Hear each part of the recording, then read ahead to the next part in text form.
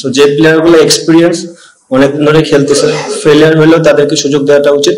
কোনো কোনো সিরিজে দেখবেন টপ অর্ডাররা ভালো করবে না, তখন মনে হবে যে টপ অর্ডারদের গ্যাপ, ওই জায়গাটা গ্যাপ হচ্ছে কিনা। আবার কোনো কোনো সিরিজে দেখবেন মিডল অর্ডার খারাপ করতেছে, মনে হবে যে মিডল অর্ডারের গ্যাপ হচ্ছে কিনা। আবার একটা সিরিজে দেখবেন যে লোয়ার অর্ডারটা ভালো খেলতেছে না, মনে হবে যে জিনিসটা এমন না। যারা এই মিডল অর্ডারে খেলতেছে অনেকদিন ধরেই প্রুভেন, বাংলাদেশের হয়ে তারা অনেক ভালো কিছু করেছে। দু একটা সিরিজ এটা হবেই, এটাই ক্রিকেট, বড় বড় প্লেয়াররাও ফেল হয়, আমরাও হব, বাট ওখান থেকে ওভারকাম কিভাবে করা যায় এটা নিয়ে আমরা কাজ করতেছি এবং আমার মনে হয় শীঘ্রই আমরা এটা নিয়ে ওভারকাম করতে হবে। অ্যাজ এ প্লেয়ার আপনাকে যে কোনো ফরম্যাটে অ্যাডাপ্ট করে নিতে হবে এবং ভালো ক্রিকেট খেলতে হবে। একটা জিনিস যেটা বললেন যে বিশেষ করে ওডিআই ক্রিকেটে যারা খেলতেছিল অনেকদিন পর পর ম্যাচ খেলার সুযোগ, বান্ডেল থাকলে প্রতি সেনমানিতে টাকা বাঁচবে।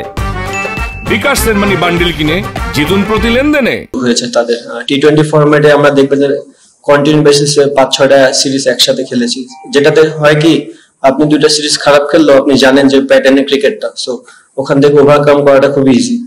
আমার মনে আই হোপ যে বাংলাদেশ টিমও ওয়ানডে টিমও এটা দিয়ে ওভারকাম করে আসবে এবং এখন যেহেতু ফরম্যাট ডিফারেন্ট হয়ে গেছে আমাদের টার্গেট থাকবে এই সিরিজটা এবং সম্পূর্ণ এই সিরিজ নিয়ে আমরা ফোকাস করতেছি।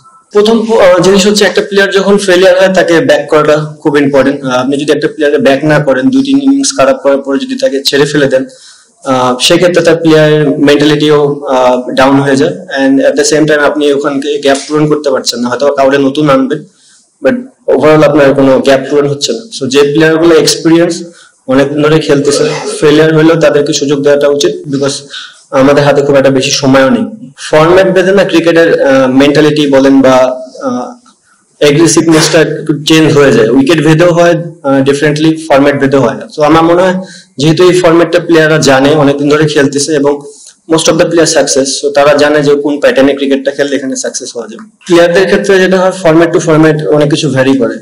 তারা ওয়ানডে সিরিজ হেরেছে বাট তাদের কিন্তু এই ফরম্যাটে খেলে তারা অভ্যস্ত। টি-20 ফরম্যাটে আমি এটা অলওয়েজ বলি যে তাদের ক্যাপাবিলিটি অনেক বেশি, বিশেষ করে শর্টার ফরম্যাটে।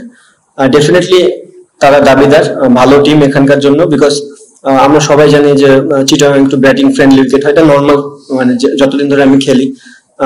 সো বোথ সাইডে থাকবে, আমাদের বলার আছে, তাদেরও বলার আছে, আমাদের ব্যাটসম্যান আছে, তাদেরও ব্যাটসম্যান আছে। সো যে কিনা ভালো ক্রিকেটটা খেলবে সেদিন তারই সাকসেস রেট বেশি থাকবে। অ্যান্ড দেখেন মিরপুরের বিষয়টা আমি বলতে পারবো না, বাট চিটাগাং আমরা আশা করতে পারি যে ভালো উইকেটে এবারও হবে। বাদ বাকিটা তো সম্পূর্ণ ক্রিয়েটর এবং সারফেস কি বিহেভ করবে, সারফেসের উপর তো আমরা কোনো কন্ট্রোল নাই। ভালো উইকেট হলে আমরা চেষ্টা করবো রান করার, আর যদি উইকেটটা অফ হয় তাহলে আমরা ওইভাবেই খেলার চেষ্টা করবো।